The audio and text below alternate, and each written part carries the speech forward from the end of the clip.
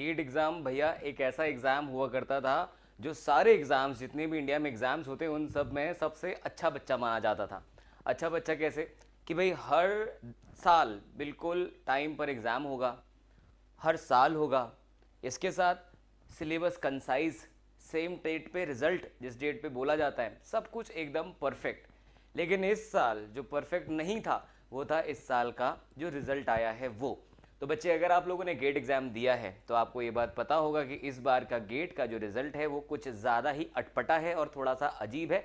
उसी के बारे में मैं आपको बताने आज आया हूँ कि अभी प्रेजेंटली क्या स्टेटस चल रहा है, अभी तक की कहानी क्या है, और लास्ट तक रुकना क्योंकि एक बहुत ही इंटरेस्टिंग सी स्टोरी भी सुनाने वाला हूँ मैं आपको जो इस उथल पुथल के बीच में हो रही थी। बड़ी फनी स्टोरी लगी मुझे तो, लेकिन जैसे भी है इट्स अ गुड स्टोरी। तो बात करते हैं सबसे पहले कि गेट एग्ज़ाम आप सबको पता ही है, आपने अगर दिया है कि अगर आपको पीएसयू में नौकरी चाहिए या फिर आपको एमटेक करना है आईआईटी से या फिर आपको पीएचडी करनी है तो आपको ये गेट का एग्ज़ाम देना पड़ता है।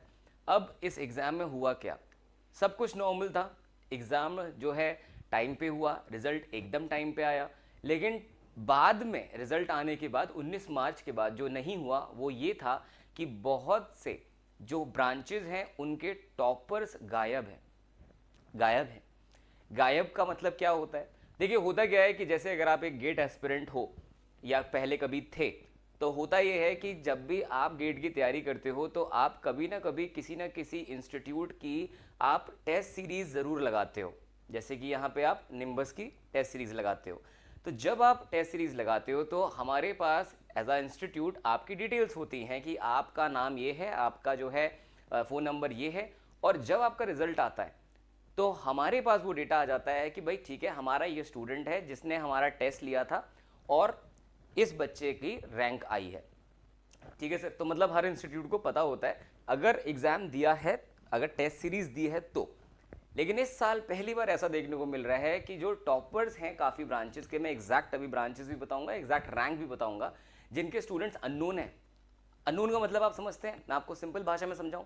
अननोन का मतलब है इन स्टूडेंट्स ने ना तो कभी कोई क्लास ली है ऑनलाइन ऑफलाइन, ना इन स्टूडेंट्स ने कोचिंग की बात करो तो वही नॉर्मल है, हो सकता है, राइट, बिल्कुल हो सकता है। दूसरा, इन स्टूडेंट्स ने कभी भी कोई टेस्ट सीरीज नहीं दी है किसी भी इंस्टीट्यूट की, नहीं तो कोई ना कोई इंस्टीट्यूट बताता कि इस बच्चे ने तो भाई दी है, ये रैंक आई है इस बच्चे की। तीसरा, कभी भी इन स्टूडेंट्स ने किसी भी इंस्टीट्यूट का रैंक प्रिडिक्टर यूज नहीं किया अपनी रैंक देखने के लिए।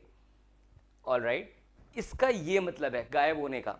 अब अगर मैं एग्जैक्टली आपको बताऊं जो गायब है मैं एक बार आपको बताता हूं बच्चे, एग्जैक्टली जो जो हमारी रैंक्स गायब है। अगर मैं इलेक्ट्रॉनिक्स की बात कर रहा हूं, AIR 1 2 3 5 6 8 10 11 सभी गायब, सब मिसिंग, पूरे इंडिया में नहीं पता कौन है। दूसरा, आप अगर बात कर रहे हैं इलेक्ट्रिकल में तो गजब ही खेला चला है। इलेक्ट्रिकल की अगर हम बात करें तो रैंक 2 से लेके 10 तक गायब है, कौन है नहीं पता, और जो 1 पता भी है उसी के बारे में ये स्टोरी है जो एंड में आने वाली है। इसके बाद आते हैं हम कंप्यूटर साइंस में, जिसमें AIR 1 अभी तक कोई पता ही नहीं है, वेरीफाइड ही नहीं हो पाया है। बात कर रहे हैं हम बाकी ब्रांचेस की, जिसमें आ जाता है आपका जो डबल ही बचा है, उसके बारे में हम लास्ट में करते हैं। तो ये वो सारे स्टूडेंट्स जो गायब हैं, इसका क्या मतलब है, ये सीधे सीधे इंडिकेट करता है चीटिंग की तरफ। और सिर्फ यही इंडिकेट नहीं करता है, द हिंदू में जो 16 फरवरी को एक यहाँ पे नोट भी है, एक बेसिकली आर्टिकल भी है, आप लोग अगर न्यूज़पेपर पढ़ते हो तो आपको पता होगा, 6 from Haryana held for cheating in GATE. पूरा एक 6 लोगों का गिरोह है जिसको पकड़ा गया था, अरेस्ट किया गया था, डिटेन किया गया था। इन 6 में से जो 3 हैं वो 3 खुद भी क्या है, इंजीनियर ही हैं, यहाँ पे मेंशन भी है, राइट। 3 इंजीनियर हैं यहाँ पे लिखा है, 3 आर इंजीनियरिंग ग्रेजुएट, बाकी उनके साथी हैं। जिनको पकड़ा गया है, कहाँ से पकड़ा गया है सर, इनको जो है रायपुर में जो सरोना एरिया था उसके ION डिजिटल जोन जो टाटा का होता है वहां से इन लोगों को पकड़ा गया है, और जो गैजेट्स है, जिन गैजेट्स की मदद से चीटिंग करवाई जाती है वो भी बरामद किए गए थे। तो ये था पहला इंडिकेशन कि इस बार रायता फैलेगा गेट में। दूसरी बात, अब यहाँ पे आ जाती है कि अब क्या है। देखिए जितना ज़्यादा यहाँ पे बवाल हुआ है, सीधा सीधे तौर पे यहाँ पे गेट को दोबारा से करवाना ही चाहिए आईआईटी को, नहीं तो ये बहुत बड़ा प्रॉब्लम है। कैसे बहुत बड़ा प्रॉब्लम है, पहली चीज़ तो इसलिए ये बड़ी प्रॉब्लम है क्योंकि सारे के सारे मैं कहता हूँ majority of Maharatna mini Ratna जितने भी हमारे हैं वो सब इसी पे ही डिपेंड करते हैं कि भाई गेट का स्कोर से हम डायरेक्टली ले लेते हैं बच्चे को अपने यहाँ जॉब करने के लिए, एक छोटा मोटा इंटरव्यू कर लेंगे, लेकिन इंटरव्यू का वेटेज भी कितना, 20%, मैक्स टू मैक्स 25%, मैक्स बोल दिया ये भी मैंने, नहीं तो 5, 10, 15, 20% मैक्सिमम यही वेटेज होता है। रैंक 1 अगर आ गई किसी की जुगाड़बाजी से तो वो तो एनीवेज वहां पे अगर कुछ नहीं भी करेगा तो भी हो जाएगा सेलेक्ट, उसका अपर हैंड है सबके ऊपर, राइट।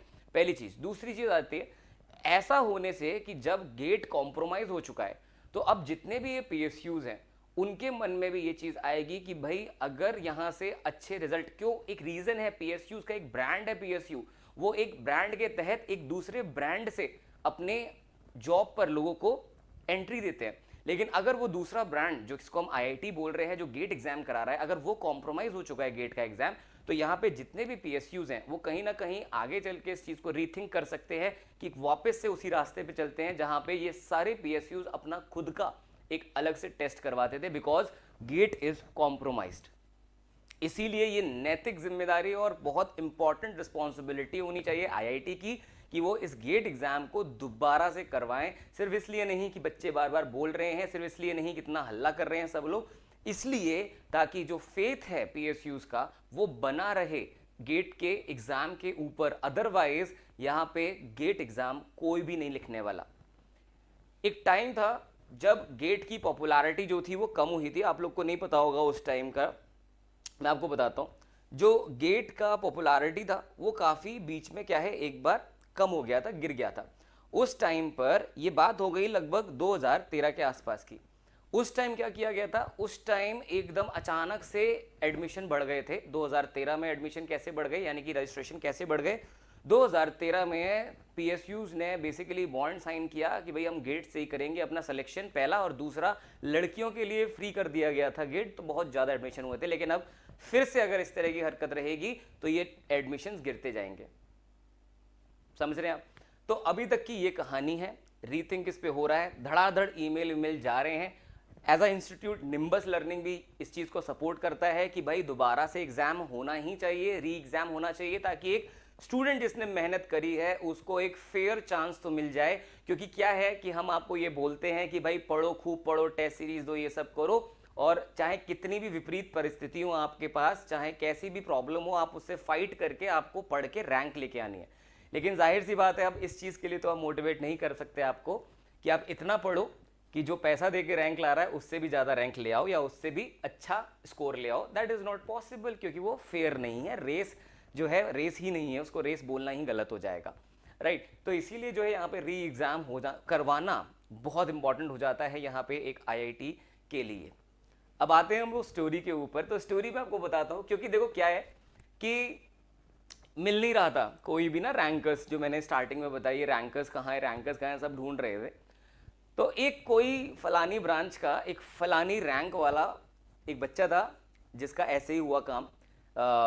उसने ना गलती से या इंटेंशनली कह लो, out of curiosity, out of excitement, उसने एक अच्छे फैकल्टी, एक रेप्यूटेड फैकल्टी है, उनके ग्रुप में उसने डाला कि भाई मेरी रैंक 1 आई है।